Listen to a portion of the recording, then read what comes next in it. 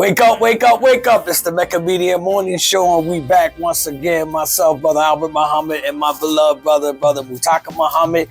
As always, it is a blast to be here with our beloved brother Hiram in regards to the Mecca Media Morning Show. Another exciting Monday for you all. I'm so excited, family, to open up this particular meeting, as always, in the name of Allah, the one God who came to us in the person of Master Fard Muhammad.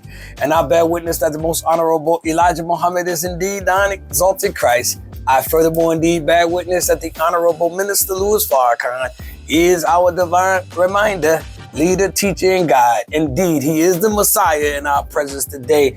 We greet you all in the nation, greeted words of peace. Assalamu alaikum. Wow, all praises due to Allah. I'm so excited, dear brother, to be back at the Mecca Media Morning Show. Yes, as always, brother, it's a blast. My beloved brother Hiram, his wife, and the team overall work diligently and hard, providing the city of Akron with the most accurate and sound information that we can provide them with. So I'm gonna pass the mic off to my dear brother Mutaka Muhammad, and let him open up, and then we'll go into our subject. What is a man? Go ahead, brother. Well, like my esteemed colleague said, he welcomes you back to the Mecca Media Morning Show. And he's right, I'm your little brother Mutaka Muhammad. But let me open up properly. In the name of Allah, we bear witness that there is no God but Allah who appeared to us in the person of Master Fard Muhammad. We further bear witness that Muhammad is indeed his messenger, and we indeed further bear witness that the Honorable Minister Louis Farrakhan is our divine rock, our divine reminder, our leader, we talked about that the other day, our teacher, our guide, and our best friend. That's right. Here in the hells of North America. And it is in their righteous and holy names we want to open up this show, podcast, with the greeting words of peace. We say it in Arabic, Assalamu alaikum. Wa alaikum salam. And real quick, I have to say this, brother, because I know people be wondering, why do we acknowledge Mr. Farrakhan? Right. Real briefly, listen, without him, we wouldn't be here. That's right. I wouldn't know this, brother. We wouldn't be sitting on this show right now. A lot of you all listening on the sound of my voice may not even be alive. Come on. What I mean by that? Because it was a great march that took place October 16th, 1995. This is kind of going down a rabbit hole I didn't want to go down real quick, though. I'm going to read real brief. The Million Man March. Go check it out if you've never seen it. If you weren't there, if you've never heard of it, go pull it up on YouTube. That was the greatest miracle that ever took place in the history. We're talking almost 2 million black men in Washington, D.C. Why am I saying that? Because the enemy had plans to come into our community, like you see them doing now with ICE, to come into our community and kill us wholesale. But you ain't know this. And that Million Man March staved off the enemy's plans. So I ain't mean to go into that, dear brother, but I just want you to know why we highlight the Honorable Minister Louis Farrakhan like we do. We don't worship the minister. We respect him, and we love him, and we're grateful for him. So we show gratitude for that. Yes, sir. I'll pass it back to my brother. Oh, praise. No, you all right, brother. I thank you for bringing that point out, brother, because like you said, oftentimes when we mention the minister, hell, you mention Jesus, we don't say nothing. Huh? All right, let's keep it fair now. In any event, to this evening, man, we want to address a subject. What is a man? Now, we constantly hear the rift between, particularly the black woman and the black man. And we put so much pressure on our women, brothers. We really do. Talk about what they're doing, what they're not doing, why they doing this, why they ain't doing that. But what is a man? What is the responsibility of us as men? And can we honestly look in the mirror and say to ourselves, I'm holding it down. I'm keeping my responsibility to my woman. When I'm not just saying your personal woman, your personal wife or anything, the black woman in general. I was on a podcast with my sister Venetia about a week or two ago, give or take. That sister spread us some love and energy, and she requested that you or us as black men stand up and protect them. Why they gotta look for the police to protect them? We say we men, we the dominant shade of perfection. We this, we that. We cruising, we rolling, right?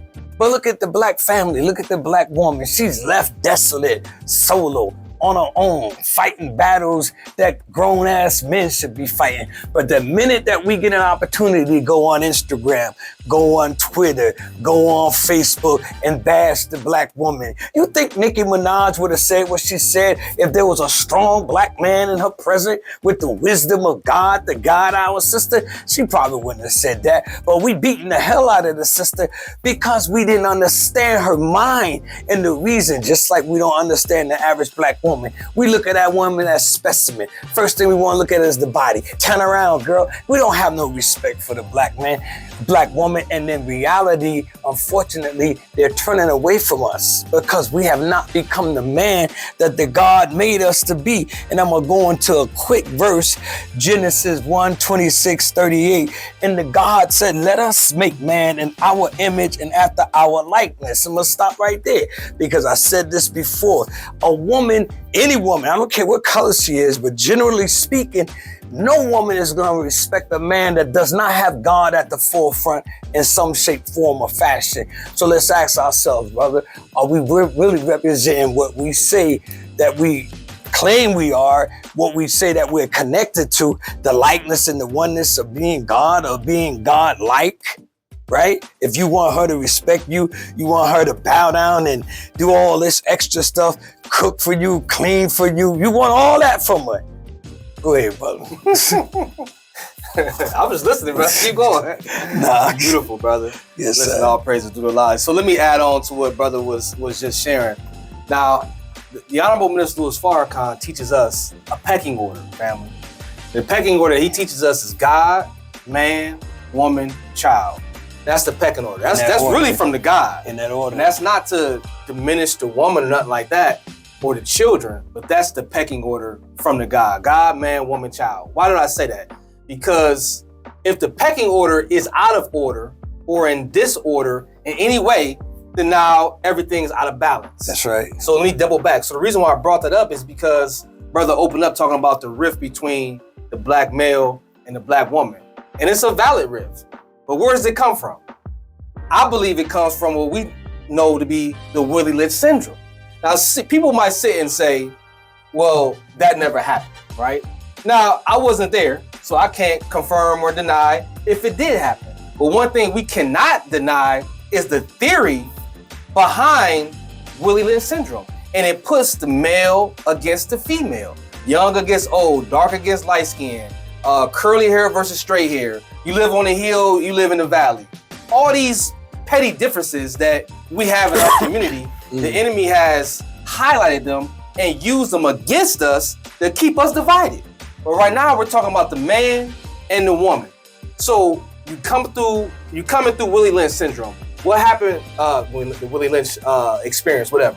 But during the Willie Lynch experience, slavery was taking place. So the point I'm making is one of the main objects during slavery was to break the male. That's it. So because you break the male, then you have access to the rest of the family, period. And our women went into survival mode. And unfortunately, it appears that they have remained in survival mode because of what happened to the male being broken. And brothers, we can get that back. We can get that back. And in my opinion, dear family, this is the immense value of the Nation of Islam because the God knew what happened to us. So he came to give us the remedy to fix what was done to us. But if you're sick, family, and you don't take the medicine that can heal you, then you stay sick. And what I mean by sick is being broken. Since we refuse to take the medicine that the God came to give us to heal the wounds, to repair us, restore us, and put us back in our rightful place as Khalifa on earth, which means one who sits in the place of God on earth. That's our rightful place. But we don't know that, and we still remain in a broken state. If you don't know how to be a man, tap in with us. We have an FOI class that is called Manhood Training. That's right. So that God knew what we needed. He came to give us manhood training because he knew we had been broken. And so, of course, our sisters going to start to reject us, dear brother, because they know we're not doing what we're supposed to be doing. That's right. We putting all the pressure on them. They going to work. We at home playing PS5. But they at work. We cooking and cleaning and take care of the children. They at work. how they gonna respect us, fam? So I got long-winded, but I'm gonna pass it back to my brother because I ain't going to what I wanted to go into as far as what is a man. I wanted to give us a little history lesson of what happened that's led to the current state of us. But we're gonna finish building on this, family. He passed the mic. Go ahead there, brother. Beautiful, beautiful, brother. You know, being a man means responsibility. Accountability. Yes, sir. Listen to what the God said in this scripture that I read. And so God created man in his own image. In the image of God created he, him, male, and female. Right. She's a God. Yes, sir. She's not a goddess. She's a god. No, she's a god. If you ever watch the average black woman who you may see every day, walking up and down the street, jumping on the bus, just listen to her wisdom when she really start letting it go. She's a god. The minister said, beside, listen to my language, beside, not behind, right. not in front, beside every great man, there was a great woman. Dr. King had one. Malcolm had one. Elijah had one. Denmark VC had one. We can go down the history line. Dr. Khaled had one. You don't put her behind you. That ain't our style. Wrap her up where she can't be seen. Like some damn mummy. That's not our style, brother. Right. We don't degrade our women. The Honorable Minister Louis Farrakhan said, a nation can rise no higher than its woman. And you wonder why we catching all this hell generation after generation after generation. You go back 4 or 5 generations from today and you see the beauty of the black family. Right. You see a black family, you see a husband, you see a wife, you see children. Everything is in order. He's holding his accountability. He's holding his responsibilities. He's out there. He's making ends meet. He's bringing it home to her, right? You should take your check home to your wife. Do you do that, Brother Albert? Just about. I need gas. I got to get to work, right? But the reality is being responsible is what I'm getting at, brothers. If we want our women to really look up to us, as Brother Mutaka mentioned, the Willie Lynch syndrome, this white man saw it. If you listen to what Mr. Lynch said, he said, I have a bag of tricks in my hand. Yes, sir. And in this bag, he came up with ways to take advantage of the dissatisfaction between the black family. The father and the son, the mother and the daughter, and so on and so on. And he manipulated that. And now the self-hatred among black people is extremely high all across America, and even the world globally, not just here in North America.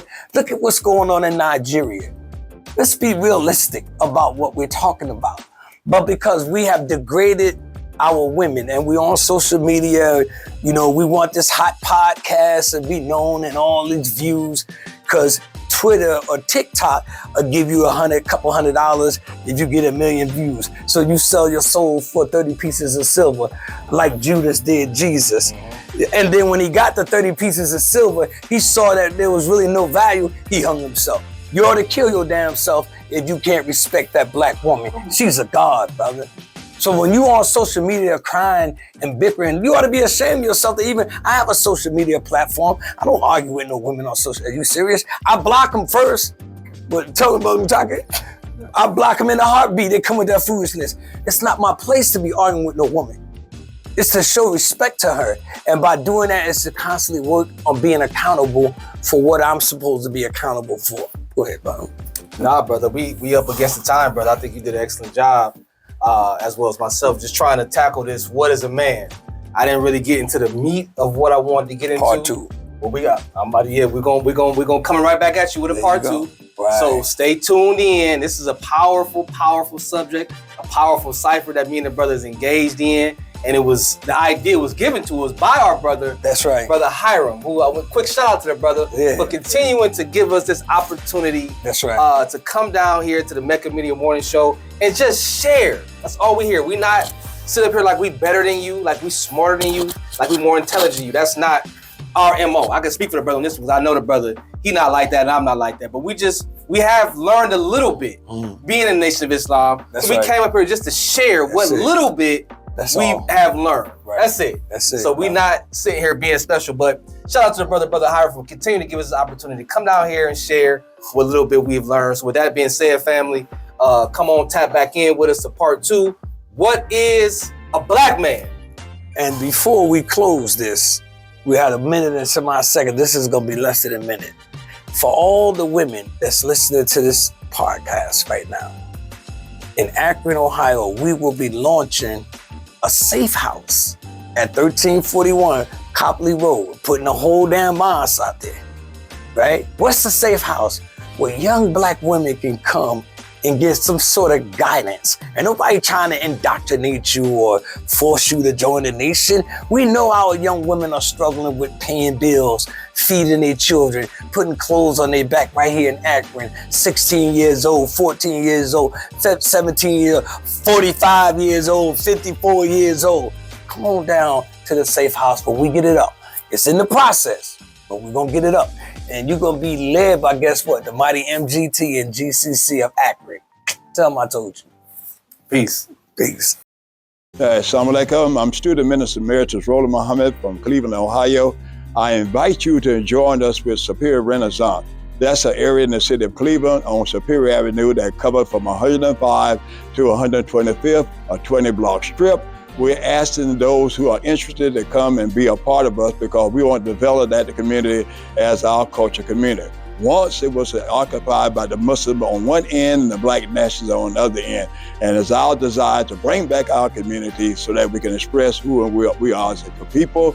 So you can contact me on Facebook and other medias that our host is giving you, and you can be a part of that. We thank you very much. Please join us.